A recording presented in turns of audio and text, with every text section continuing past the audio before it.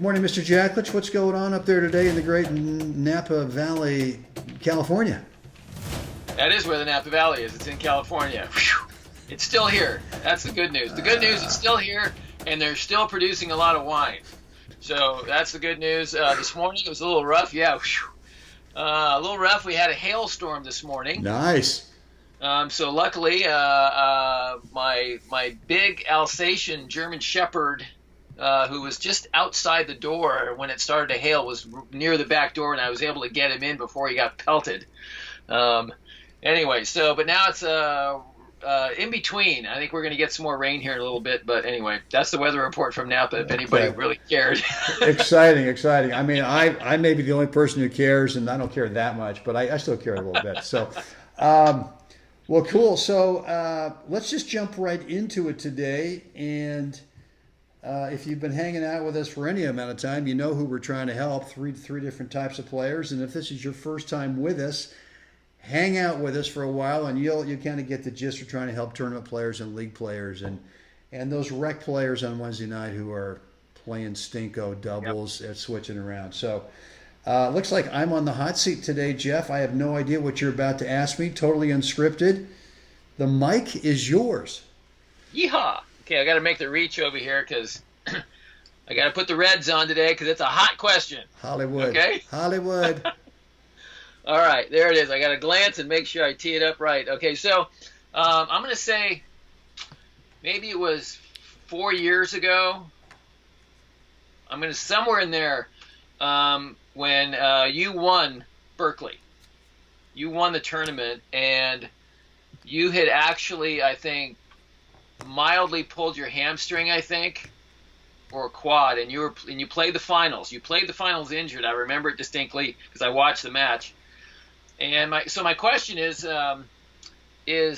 how do you manage, in those situations when you're going to try and play anyway, and you got a limitation going on? How did you manage that match? Because you probably remember it now that I brought it up. So how did you manage yourself during that match to handle it? So there you go. Well, I actually remember more vividly the first singles gold ball I won, which was the 60 hard courts in 2009, and that had been,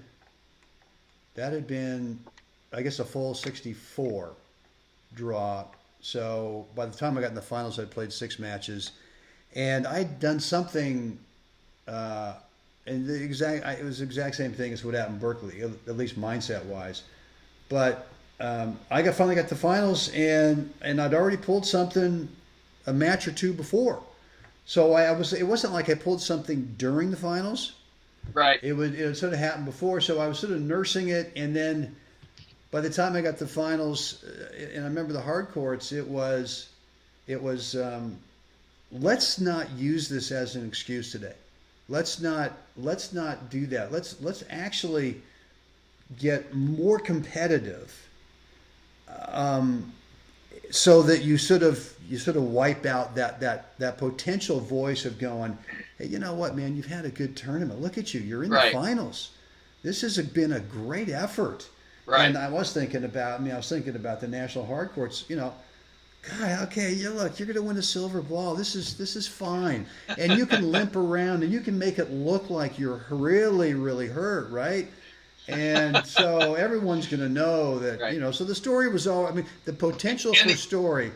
And the Oscar goes to?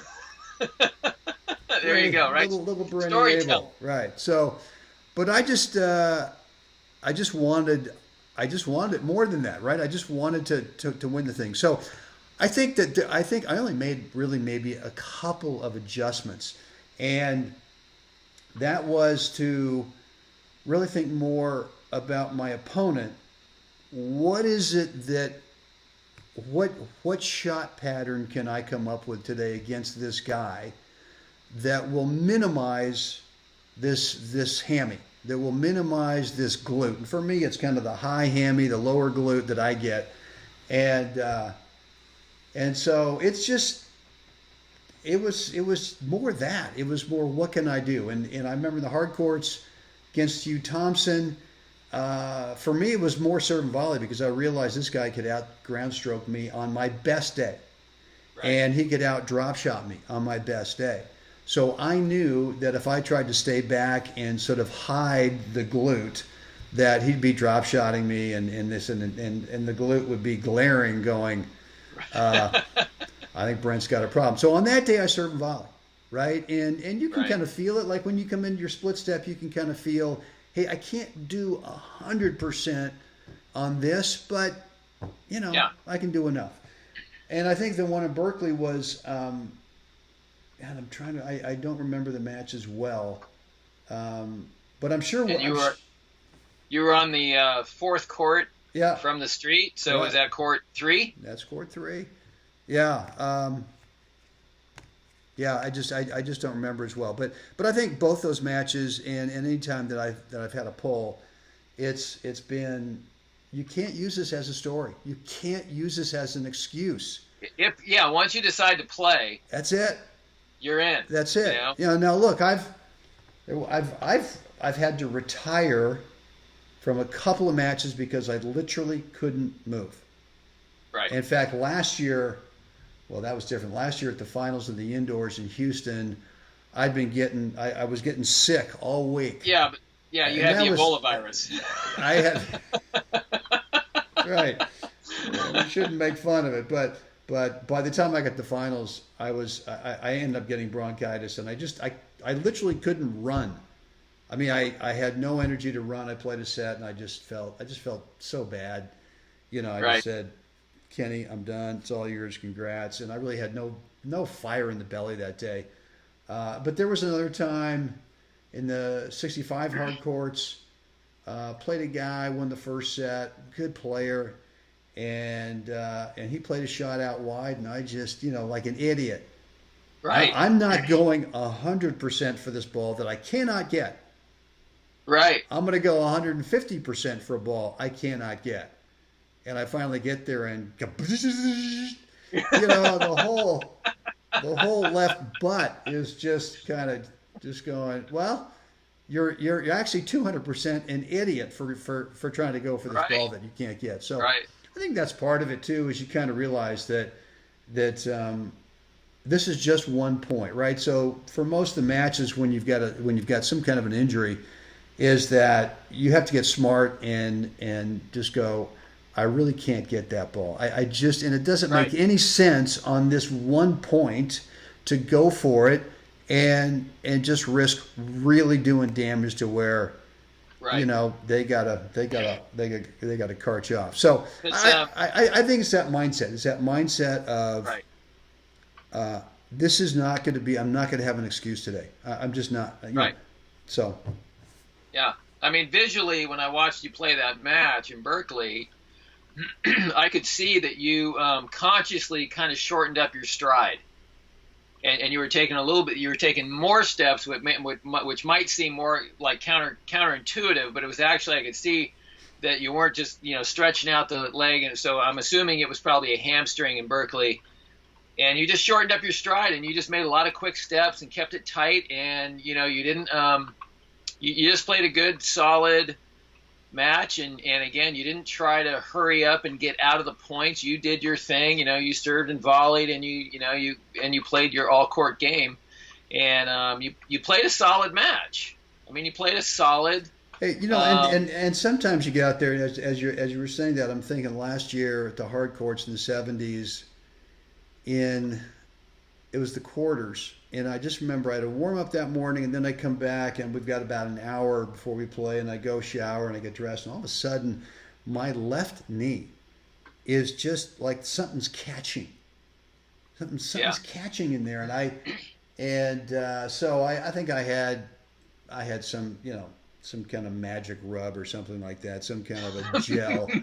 Magic rub. MagicRub.com. Where do they get that, Brent? Yeah, Where do they get that? You can get that stuff online, I think. It's anyway, I don't know.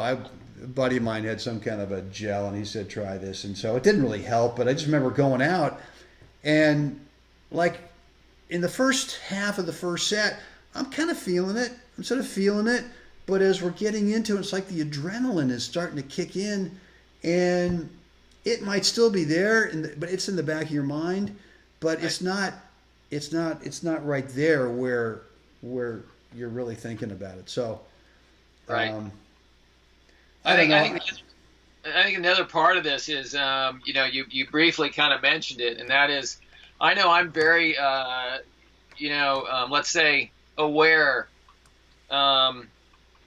If I'm in a match and it's really a dogfight, and we are both players using up a lot of energy, a lot of serve and volley, I'm coming in, that takes a lot of energy. Then and so I might find that, or maybe it's a really hot day, and so there's energy being stoked that way. You're just, there's a lot of competing factors, but I find that sometimes I'll take that first step out of the starting gate and maybe take the second step and then decide and then pull up and go, you know what? Even if I get this, I'm going to chunk this guy such a duck. What's the point? And you know what? This might cost me 2 more points because I'm never going to catch my breath. I think I can get there, but it's going to cost me more than just giving up this point right now. Yeah. I'm going to walk back to the baseline and be fresh. Right. And I'm fine and everything's cool. But I've seen matches turn around when literally the guy ran for a ball and I'm looking at it going, let it go, man. And then all of a sudden, and the guy's serving, and now it's 15-all, and the guy's serve, and he loses his serve because I can see he's taken the next 3 points and he still hasn't caught his breath. Right. Yeah. And so, I've seen this too at all, even in the pros, you can see it. I remember watching a match. It was Miami, I think, James Blake, and it was at the latter part, right at the end of his career. He was just playing a select number of tournaments that last year, I think. And he was playing out of his head. I mean, he was having just playing a great match, but he was running down everything. And now it's like beginning of the third set or so. I can't remember the score exactly, but there was this one point, and he went coast to coast, I think, like 3 or 4 times. And not just, the width of the court, but coast to coast, like outside the alleys on both sides. The guy was just a speed demon. And from that moment on, you could see, I'm watching it going, oh, I don't think he should have done that. It's over. Yeah. And then when you could see that he just lost a little bit of a step or so. I mean, I respect James Blake to the ends of the world, man. The guy's, I think, just a phenomenal competitor, phenomenal spokesperson for the sport. Always just a great example, all of that. And this is just, again, my observation that match was that. So this is something I'm like aware of, and you're probably aware of it too. When you're in that match, and it's like, do I really want to use this much rocket fuel on this? Now, if it's match point, yeah, I might go ahead and just do it. Because never know, the guy could shank, right? The guy could do it. But, 2-all, 3-all, 15-all, 15 love. It's like, maybe not. Right. Is it that critical? And so anyway, that's something else for the players out there to pay attention to. Like, is it going to cost you a game? Is it going to cost you 2 or 3 more points? What is it? And does that ultimately cost you the set? So anyway, just something for everybody to be aware of, Good. Well, but also, if you're getting tired, might be opportunity for some off-court training, getting fit, getting fitter, because you'd like to be able to do this. You'd like to be able to do that for 2.5 hours. Oh, totally. Just go 100%. So, but sometimes that's just not humanly possible. Well, Jeff, hey man, good question. Thank you for that question today, guys. Yeah. We're gonna wrap up today's episode with a couple things. Number one, at this time, we're still making this offer for a 10-minute free, complimentary, no charge. It's on us coaching call, and you can schedule a day or time that works best for you. Just go over to goldballhunting.com, and you can get signed up for our email list. And then you'll immediately get dropped into our online scheduler.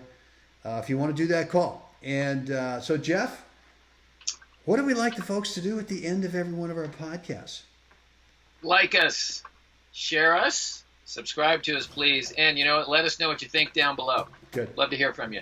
Good stuff. All right, guys, thanks for hanging out with us today. As always, get out there, help someone else, have a spectacular day. Jeffrey, we are going to do this again tomorrow. Can't wait.